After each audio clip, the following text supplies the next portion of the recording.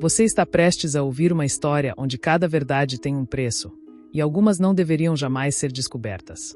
Eu sou Bianca Ferreira, curadora das histórias do canal Locra, e hoje te convido a mergulhar em Herança de Sombras. Em Babylon, a magia é tão comum quanto matemática, e 2 vezes mais perigosa nas mãos erradas.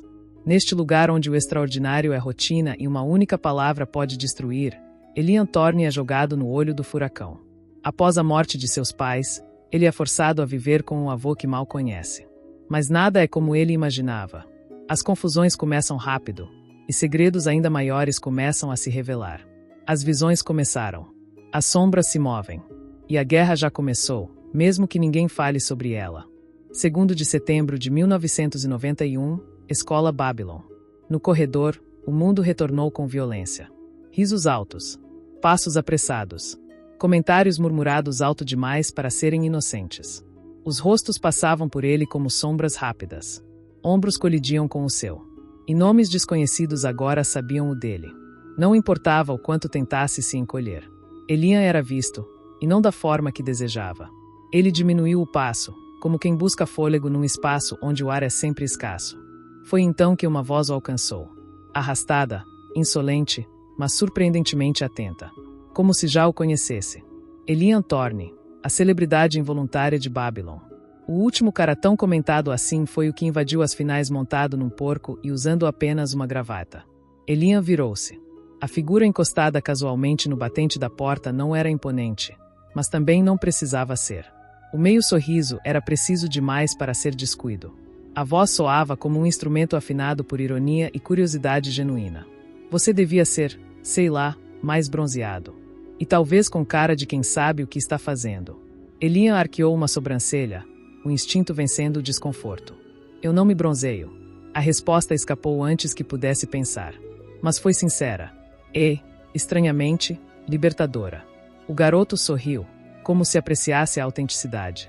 Jonas Lodge, fotógrafo, guia turístico não oficial e observador profissional de esquisitos.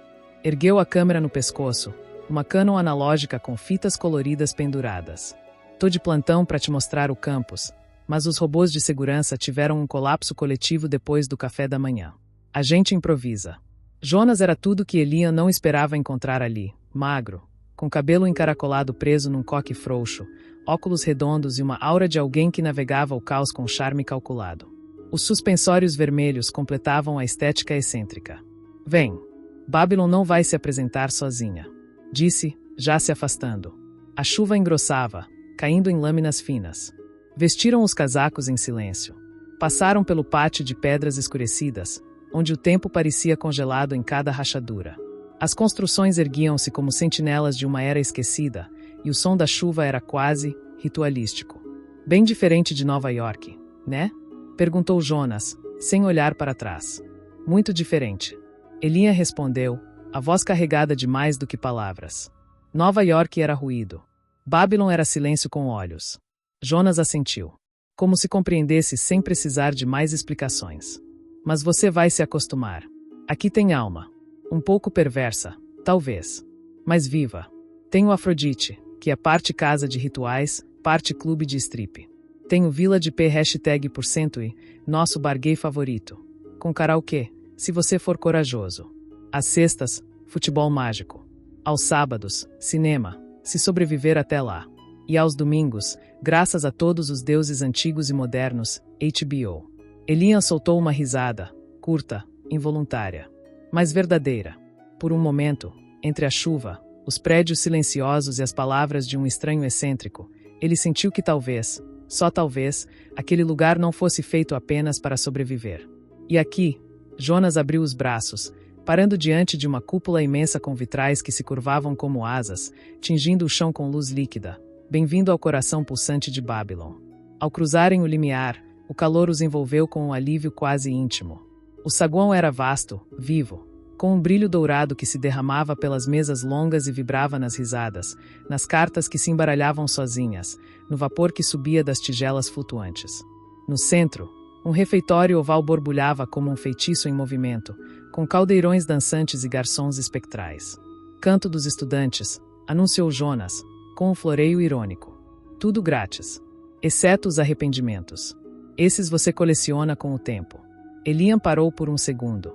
Não era exatamente conforto o que sentia, mas havia ali algo que se parecia com possibilidade. E, para alguém como ele, isso já era um começo.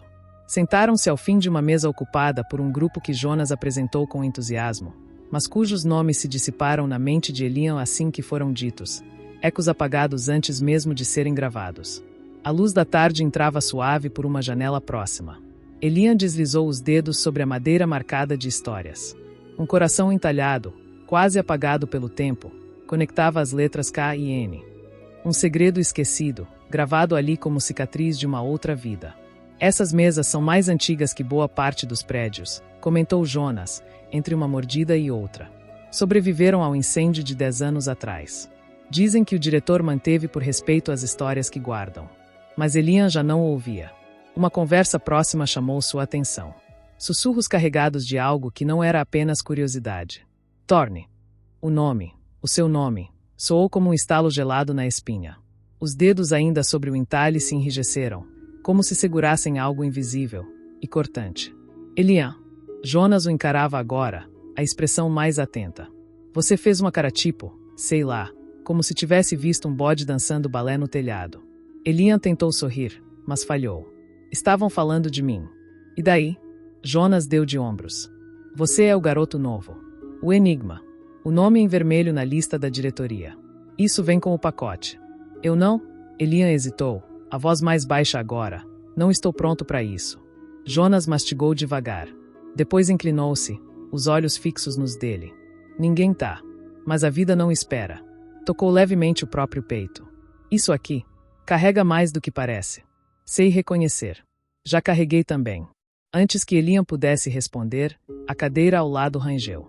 Uma presença se instalou ali com a autoridade de quem não pedia permissão, tomava o espaço. Elian Thorne. A voz era firme, articulada, acostumada a ser ouvida. Os cabelos escuros estavam presos numa trança impecável, e o uniforme caía sobre ela como uma armadura costurada à precisão. Ouvi falar de você. Quer dizer, da sua família. Estão em ascensão e queda das artes das trevas, história da magia moderna e, claro, grandes acontecimentos dos séculos. Calista Virelli. Encantada. Estão? Elian piscou, desorientado. Você não sabia. Se fosse comigo, já teria devorado tudo o que pudesse, disse ela, ajustando os punhos do blazer. Já decidiu qual clube vai entrar. Estou entre o Carmis e o Arian. Dizem que o diretor foi do Carmis. Mas o Arian tem tradição. Ela falava como uma avalanche educada. Cada palavra bem escolhida. Cada frase, uma peça de xadrez. Você devia ser mais gentil, murmurou Jonas, mas Calista nem piscou. Observava Elian como se o estudasse por dentro, não com crueldade, mas com método. Sentou-se com uma elegância afiada, os olhos, de um verde metálico e estranho, fixos nos dele. Você tem o olhar de quem perdeu mais do que devia, disse, sem julgamento, sem pena. Apenas um fato. Como se estivesse nomeando uma cor ou descrevendo o tempo. Elian não respondeu. O silêncio entre eles não era constrangedor, era carregado. Como se algo estivesse se construindo ali, entre linhas invisíveis. Estavam ouvindo aquela mesa, certo? Calista virou levemente o rosto. Estão falando sobre os desaparecimentos.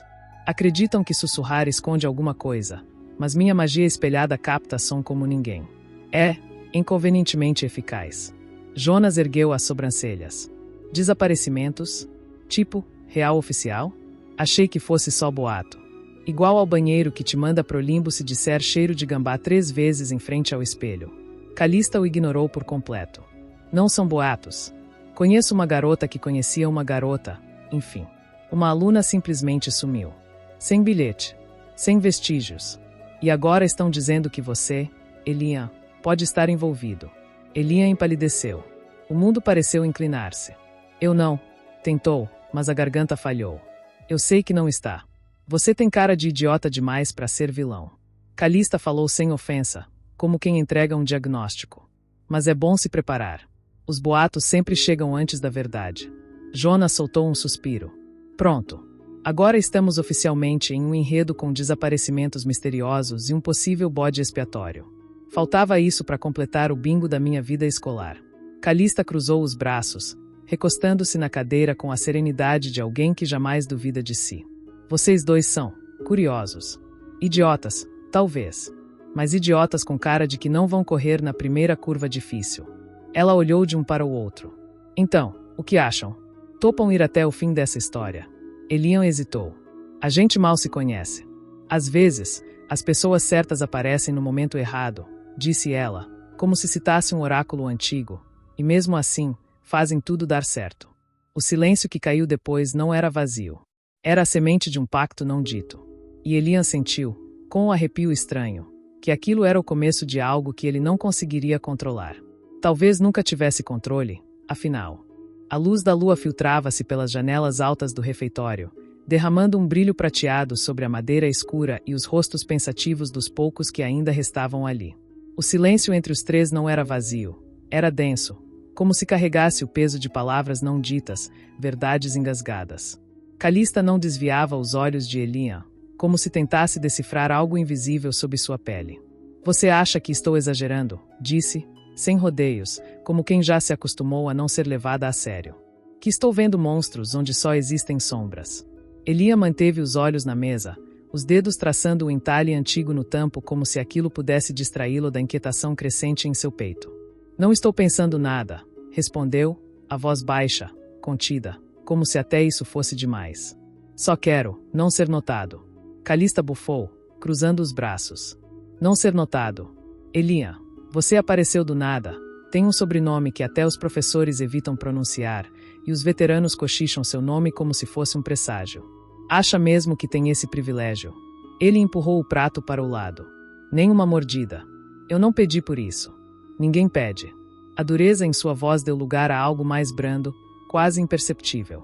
Mas desde que você chegou, o ar mudou. Eu senti. As presenças à noite ficaram erráticas. Os espelhos começaram a sussurrar. E ontem, pela primeira vez, um deles sangrou. Elian a encarou, os olhos apertando. Como é? Tenho dons psíquicos, disse ela, como se estivesse falando do clima. Herdados da minha mãe. Os espelhos me mostram verdades escondidas ou futuras. E ontem, quando falei seu nome, um deles rachou. Chorou sangue. Isso nunca aconteceu antes. Jonas, que até então bebericava distraidamente sua caneca de suco mágico, engasgou com um gole. Espelho chorando sangue, tossiu, batendo no peito. Calista, com todo o respeito, isso não é tipo, drástico demais? Exatamente. Ela apontou para Elian. A presença dele acendeu alguma coisa. Como um fósforo sendo riscado no escuro. Elian empurrou a cadeira para trás. O som do atrito contra o chão ecoou como um trovão contido. Eu não sou um fósforo. Nem uma faísca. Sou só alguém tentando não quebrar de novo. Calista não recuou. E é justamente por isso que importa, disse, sem arrogância, só uma firmeza silenciosa. Porque os que tentam se esconder, geralmente são os que mais têm a oferecer. Mas Elian já se levantava. Queria distância daquelas palavras, daqueles olhos que pareciam ver por dentro dele, tocando cicatrizes que ele mal conseguia encarar sozinho. Ele queria esquecer. Ou, pelo menos, fingir que o mundo ainda podia ser simples. Boa noite, murmurou, virando-se. Calista falou sem se mover, como quem entrega um aviso, não uma ameaça. Pode tentar fugir, Elian, mas o mundo sempre encontra uma forma de puxar de volta quem tenta se apagar. Ele parou, por um instante. Depois virou-se, devagar. Calista. Jonas. Sua voz estava serena, mas firme. Quero ficar sozinho. Pretendo terminar um livro. E, sinceramente, sempre me identifiquei mais com lobos solitários do que com bandos. Vou manter meu espaço. Espero que entendam. Jonas ficou paralisado, metade de um burrito na boca. Calista desviou os olhos, o tom finalmente cedendo à vulnerabilidade. Me desculpe, disse ela. Às vezes, entusiasmo demais. E cuidado de menos. Jonas a encarou por um longo momento, como se buscasse respostas que nem ela parecia ter. O silêncio caiu de novo. Mas agora era diferente, carregado de algo mais honesto. Elian ajeitou a alça da mochila, como se aquele gesto simples pudesse conter a avalanche dentro dele. Não é nada contra vocês. Na verdade, se fosse antes de tudo, acho que teria gostado de vocês. Muito. Ele respirou fundo. Mas as coisas mudaram. E talvez, nunca mais voltem a ser como eram. Calista manteve o semblante impassível, mas seus olhos diziam mais do que sua voz ousaria. Então só, considere as opções. Elian a fitou, depois Jonas. Tá bem. Vou considerar. Mas não prometo nada. Boa sorte, disse Calista, tamborilando os dedos na madeira, um som suave, quase reconfortante. Talvez compartilhemos algumas aulas. Jonas esboçou um sorriso de canto, mas os olhos permaneciam atentos, como se seguissem Elian mesmo depois que ele já havia dado as costas. E então, com o último olhar silencioso, Elian saiu do refeitório, com passos firmes, mas com o coração pesando cada vez mais. O restante do dia transcorreu num ritmo entorpecente, como se o tempo arrastasse os pés pelo chão encerado. O Sr. Harrington, professor de trigonometria e autodeclarado carrasco das almas sonolentas, foi o único a obrigar Elian a se apresentar diante da turma. Elian tropeçou na própria sombra, gaguejou 2 palavras e quis evaporar.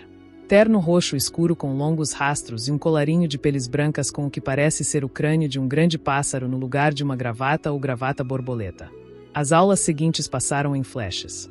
Rosto após rosto, nome após nome, perguntas corteses revestidas de curiosidade disfarçada. Ele respondeu com meias verdades, protegendo o pouco que ainda lhe pertencia. E, para sua sorte, não precisou usar o mapa mais do que uma vez. Na penúltima aula, foram conduzidos ao campo para a educação física. O céu ainda nublado despejava uma luz cinzenta e difusa sobre o campus, como se o mundo ali existisse entre 2 suspiros. A chuva cessou, mas o cheiro da terra molhada ainda pairava no ar. A grama, ainda úmida da chuva anterior, ondulava sob os passos.